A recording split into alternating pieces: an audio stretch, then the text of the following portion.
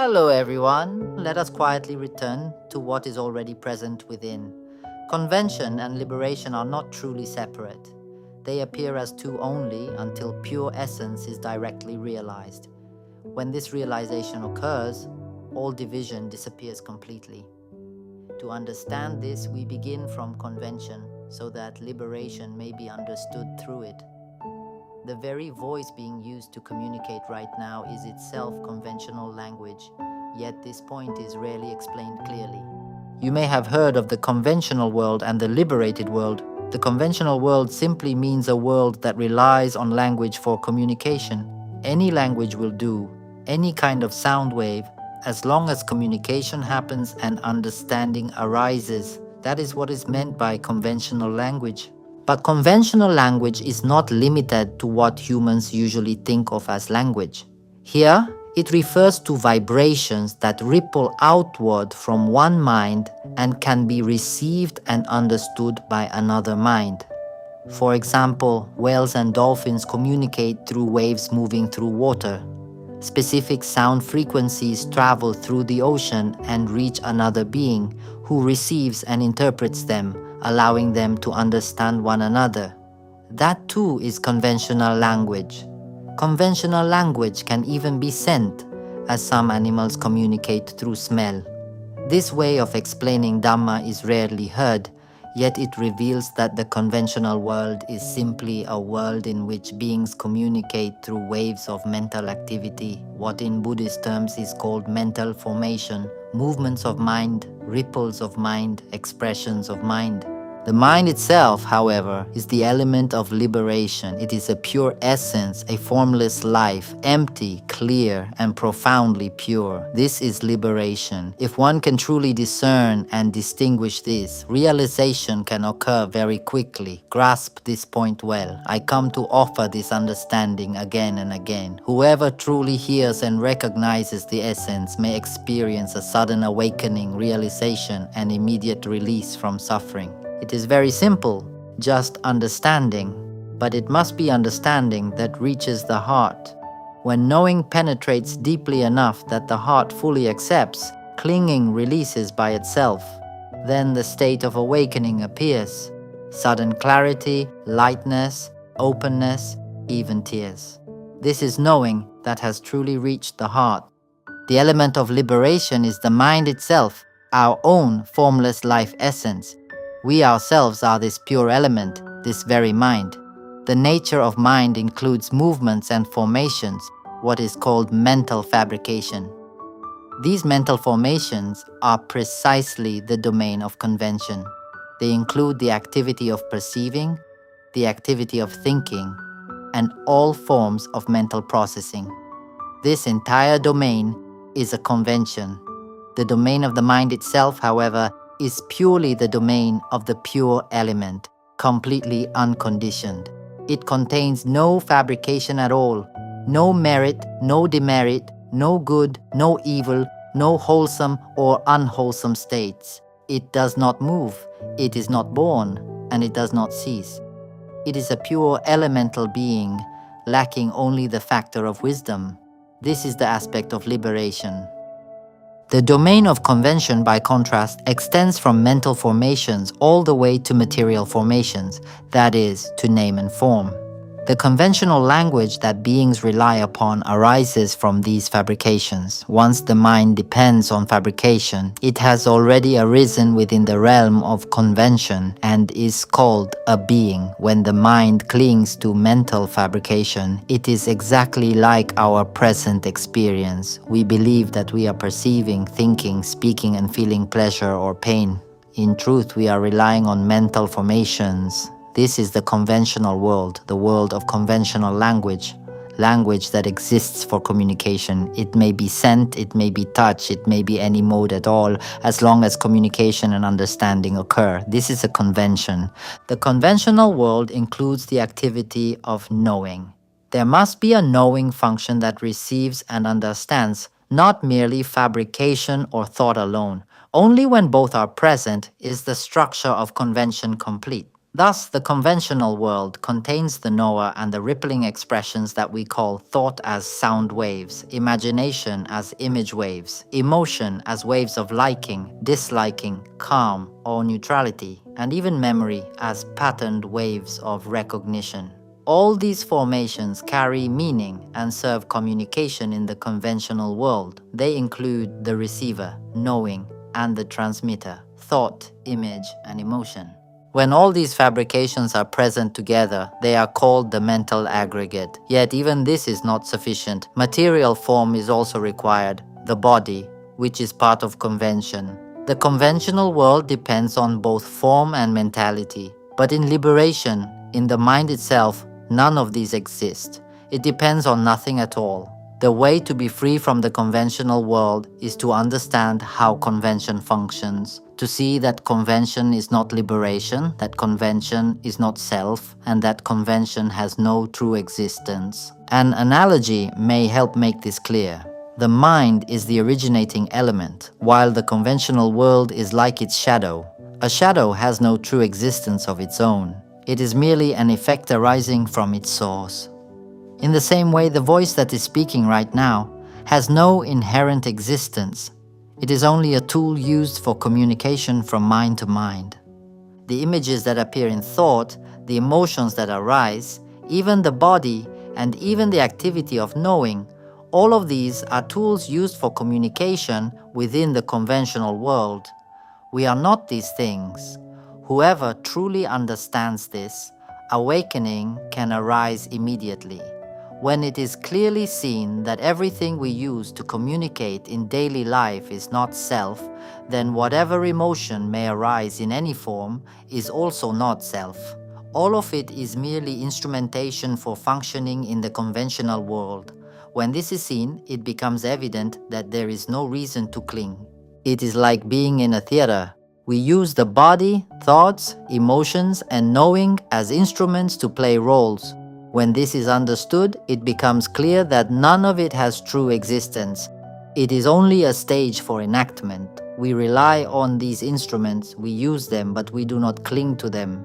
When there is no clinging, the mind releases its grasping, and a sudden state of awakening can arise. Once convention is understood in its structure, liberation is seen as the mind itself, our own pure element.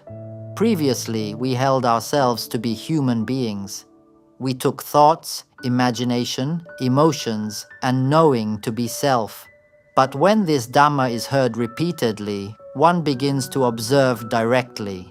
The voice of thought thinks by itself. Mental images appear by themselves. They arise and dissolve on their own, without substance or owner.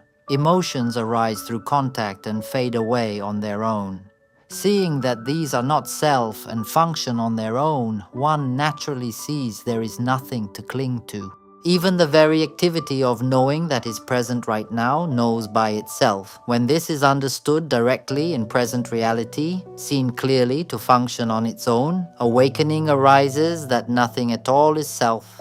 The mind loosens from these fabrications and no longer sends grasping into mental formations. The mind releases out. One directly experiences this release of mind, a sense of lightness, openness, even tears, together with clear knowing that we are not thought, not imagination, not emotion. We are the pure element.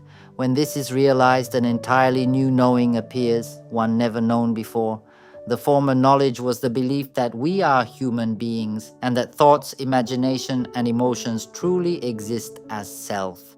When this Dhamma is heard and the distinction between convention and liberation becomes clear, one sees directly in the present moment that hearing, knowing, thinking, and emotion all arise on their own. Seeing this, it becomes evident there is nothing to cling to, and the mind releases by itself. Then a knowing appears that within this purity there is no language, no assigning of meaning or value to anything at all. It does not depend on any fabrication. It is the originating element, pure and complete in itself, needing neither form nor mentality. The cycle ends. A knowing arises that cannot divide anything anymore. It sees everything, yet assigns no meaning to anything. All is seen as completely one. realization dawns that we have no form. We are a clear, pure life element, like the open emptiness present right here. When this pure element is directly realized, no self can be found, yet it is unmistakably known. This pure essence is what we are.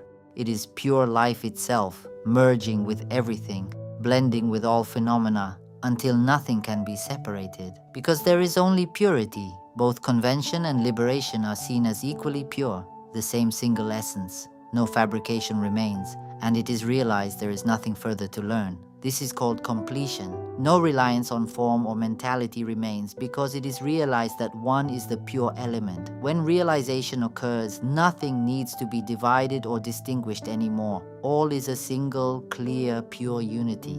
To make this clearer, consider an analogy. If we zoom into the body or into any material substance, looking closer and closer, we eventually see that all bodies and all matter are composed of vast numbers of tiny particles bound together. At that level, nothing can truly be identified as anything in particular. It is simply a cluster, a mass that we call a body, a mass that we call the world, a mass that we call the sun. When examined in finer detail, it becomes evident that our pure element is subtler still, so subtle that it can no longer be identified as anything at all. It is completely one. If the body is reduced to only minute particles, nothing remains that can be identified as a human being. It is merely a cluster of particles gathered together. If we then look deeper still, because the mind is subtler than this, we find only energy moving within space, extremely subtle energetic particles with no form of person or object remaining. When we look into the subtlest level of this energy, only clear, pure emptiness remains as the core, with subtle vibratory movements surrounding it, all inseparably one. Nothing there can be identified as anything at all. This is mind. This is what we are. Our mind is an exceedingly subtle element, an exquisitely clear life. It is the originating element of name and form, the source from which energy arises and from which form appears. This is liberation and convention. When this mind, this pure element, is directly realized, it becomes known that nothing can truly be separated into distinct things anymore. All is one. What appears divided does so only because we assign meaning ourselves. We think, this is sound, this is an image, this is happiness, this is suffering, this is calm, this is neutrality. We ourselves assign these meanings, cling to them, and then suffer through them. We assign meaning even to the very activity of knowing, believing I am the one who knows. This is appropriation of mental formations, appropriation of name and form. It arises solely from not knowing. This is the division between convention and liberation, a division born only of ignorance. It is because of this not knowing that I offer this understanding, so that you may see that what you truly are is not a human being and has never actually come into existence in the way it has been believed. What exists are only waves of fabrication appearing and dissolving continuously. Even the voice speaking now is simply a movement of formation arising and fading. These very formations create all stories. Some beings in water communicate through waves, some through scent. Whatever the mode of perception may be, all of this is convention alone, functioning only for the maintenance of the bodily form. Yet human beings have developed to the point where they can turn back and learn the originating element, the mind itself. Therefore, among beings, humans are uniquely ready for awakening, to be born human, to encounter the core truth, and to meet one who clearly explains it. This is an extraordinary opportunity. These are the conditions through which realization of the originating element can occur. Something never previously heard or known. Who would have imagined that what we are has never truly been born into this world? Who would have known that this body is not self, that the speaking voice is not one who speaks, that images, emotions, and even knowing itself are not self at all? When this truth is learned and directly realized, awakening to mind can arise suddenly. Within the system of fabrication described earlier, from energy patterns to image signals and sound signals, what is commonly called the five aggregates contains the most subtle and difficult to see ignorance. Let us look simply. Seeing the body is easy, no teaching is required, and we immediately assume, this is my body. Now look again and see that this is not your body. Is it difficult? I tell you, it is very easy. Whoever can see that this body is not truly a body does not need complex thinking. This is the simplest point. Dhamma is this simple. Such direct pointing is rarely heard. The contemplation is straightforward, seeing reality directly within experience. There is no need to make it complicated. Dhamma is simple.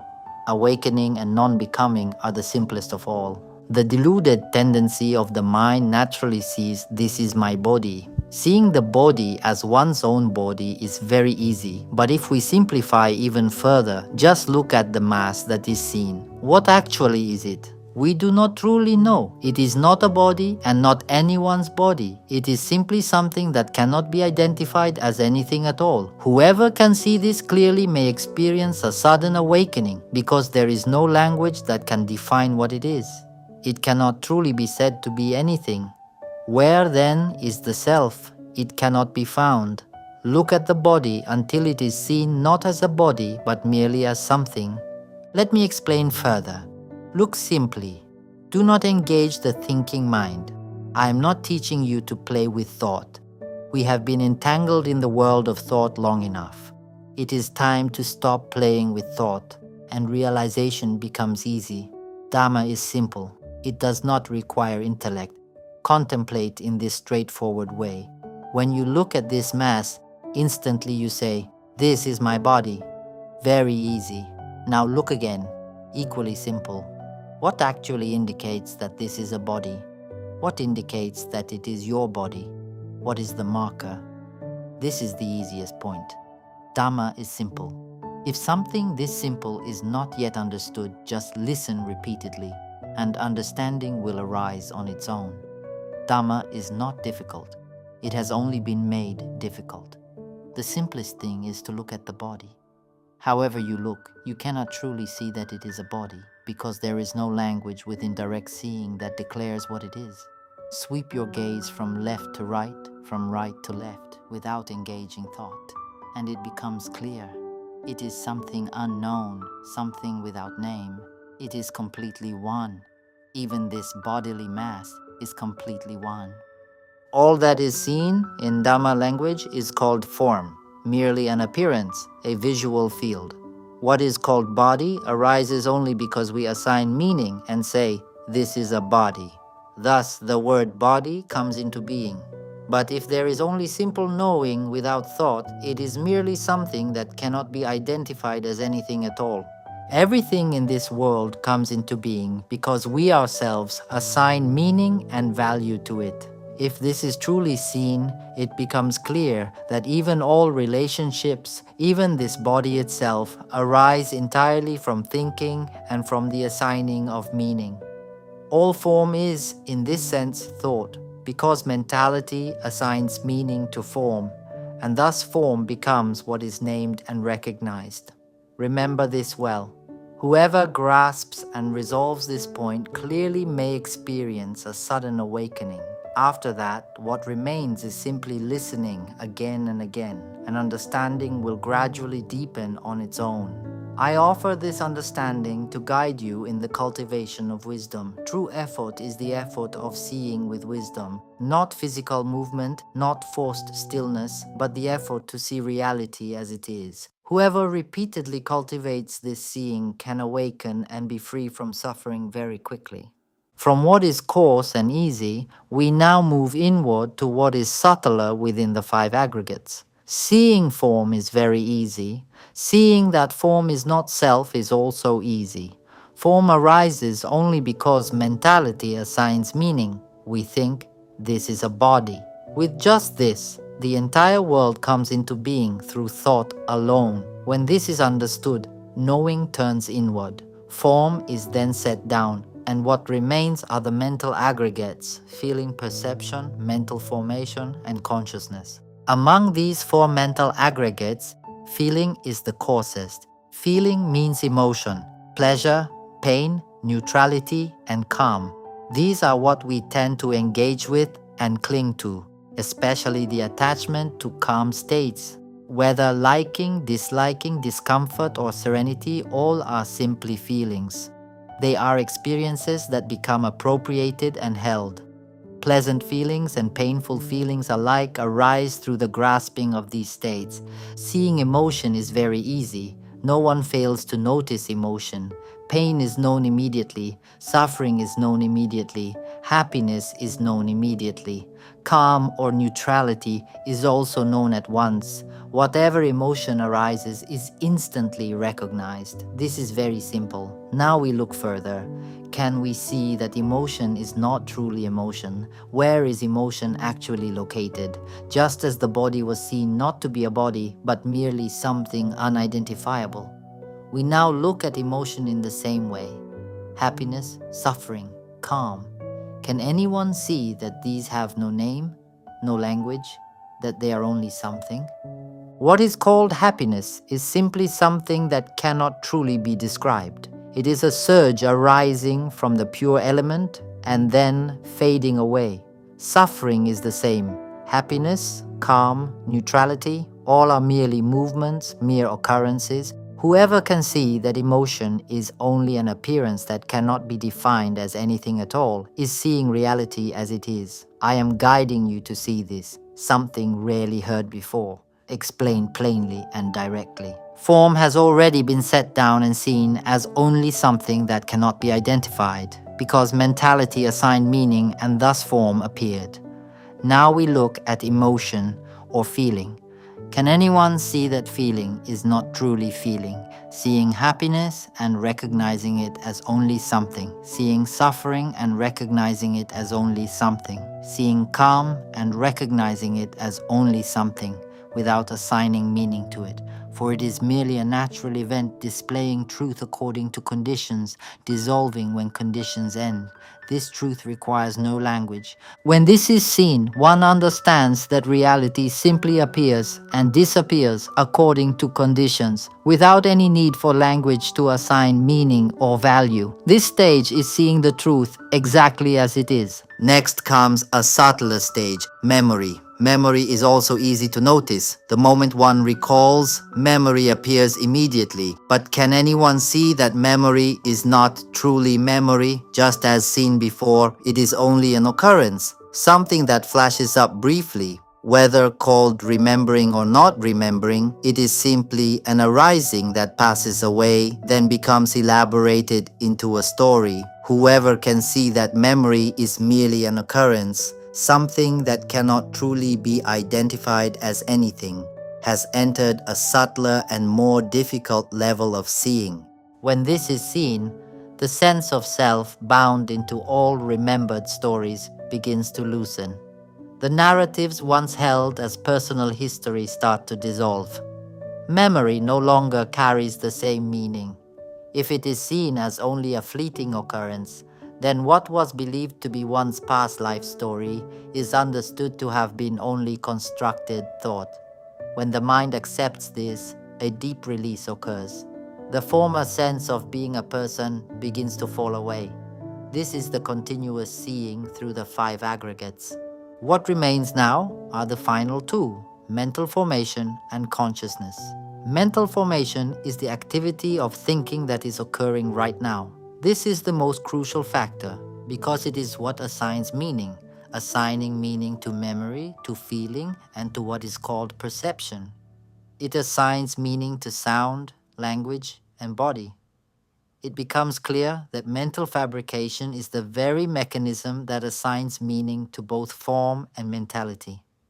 Seeing thought, and even the voice that is speaking, is very easy.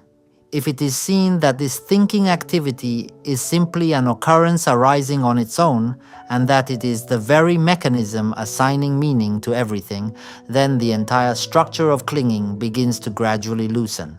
Look carefully, just as in the earlier steps. Seeing the speaking voice right now is simple. Can it be seen that the sound and the meaning being communicated are merely something, not truly sound in the way we assume? Can anyone see that sound is not sound, that thought is not thought? Thought is simply something, a movement continuously rippling, arising and dissolving, ownerless, without any entity behind it. It is only something occurring, without self, yet constantly moving. This stage is not answered by thinking. The mind itself must see. It is no longer the stage of thought. Thought must now be seen by knowing. Knowing sees thought. Thought does not know itself. If it is seen that sound is not sound and thought is not thought, that there is no language that can define what it is, only direct inner knowing, then the mind naturally accepts this. When the mind accepts, seeing begins to occur by itself. Thought is seen automatically, seen arising, persisting and dissolving, without anyone intending to see. This is the stage where seeing becomes automatic. When seeing becomes automatic, thought is continuously known. It is seen again and again that thought is not thought, sound is not sound, only an occurrence arising and passing on its own. At this stage, clinging to thought loosens greatly. Seeing continues by itself, without effort or control. Then comes the subtlest stage, the very knowing that is present now. We all know that hearing is occurring. This is easy. Perceiving is easy to notice. But can anyone see that this knowing is not self and has no name called knowing? The activity that is aware right now is only something that cannot be defined, functioning on its own. It is not self. It is simply a natural process performing its function. This knowing knows by itself. No one goes to know, no one goes to understand. Whoever can see that this knowing activity is simply something arising on its own, the mind releases instantly from both the knower and the thinker. This is the release from clinging to consciousness, the subtlest level of all.